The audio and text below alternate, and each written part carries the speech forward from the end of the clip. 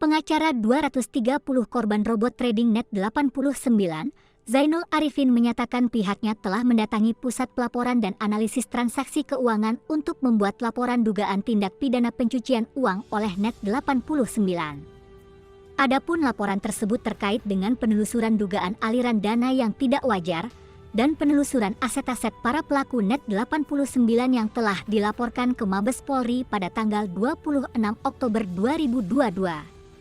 Zainul menuturkan terdapat 5 publik figur yang diduga menerima aliran dana dari Net 89. Rinciannya, Atta Halilintar menerima 2,2 miliar rupiah, Taki Malik 700 juta rupiah, Mario Teguh, Kevin Aprilio dan Ardi Prakasa. Selain publik figur, Zainul juga meminta PPATK melakukan tracing aset terhadap para petinggi robot trading Net 89.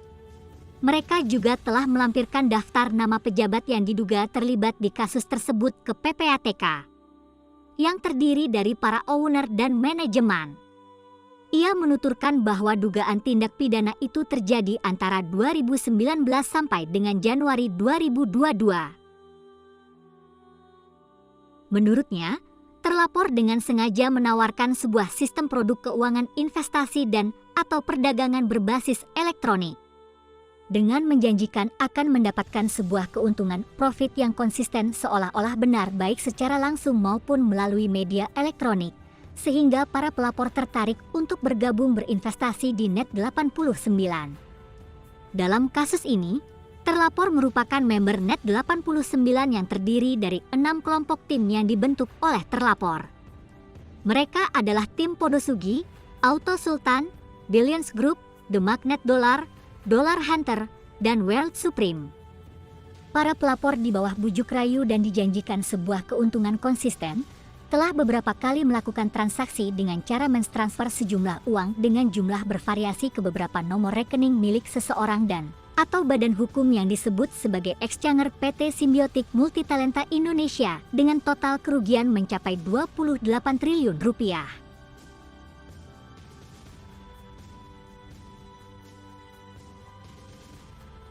Sementara itu, YouTuber Atta Halilintar akan diperiksa Badan Reserse Kriminal Kepolisian Republik Indonesia terkait kasus robot trading Net 89. Kini pihak kepolisian masih menjadwalkan pemeriksaan terhadap Atta. Akan tetapi, jadwal pemanggilannya masih dalam tahap penyusunan. Namun Direktur Tindak Pidana Ekonomi Khusus Bareskrim Polri Brigjen Wisnu Hermawan menyebutkan adanya kemungkinan Atta akan diperiksa tim penyidik pada pekan depan.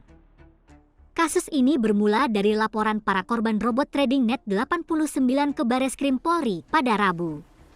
Diberitakan sebelumnya, sedikitnya 230 korban penipuan investasi berkedok robot trading Net 89 melaporkan sejumlah publik figur ke Direktorat Tindak Pidana Ekonomi dan Khusus Bareskrim Polri pada Rabu.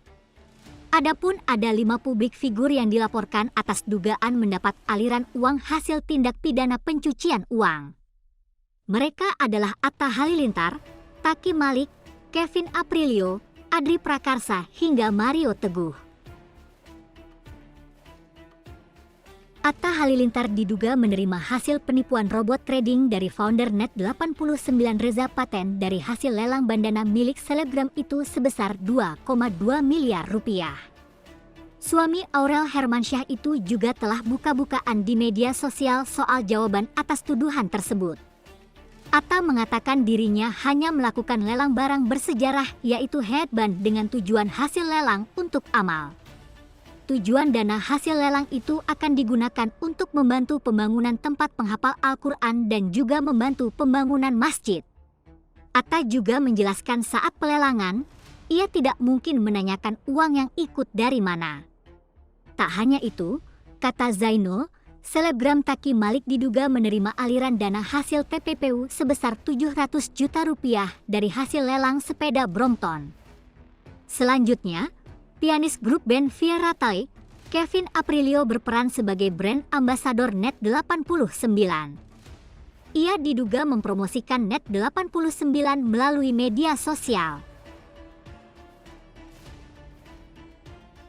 Sama seperti Kevin, Drummer grup band Niji Adri Prakarsa dan Mario Teguh juga berperan sebagai duta merek Net89. Dalam kasus ini, robot trading Net89 diduga melakukan perbuatan melawan hukum memakai modus menawarkan paket investasi trading dengan skema Ponzi dan investasi robot trading berkedok MLM.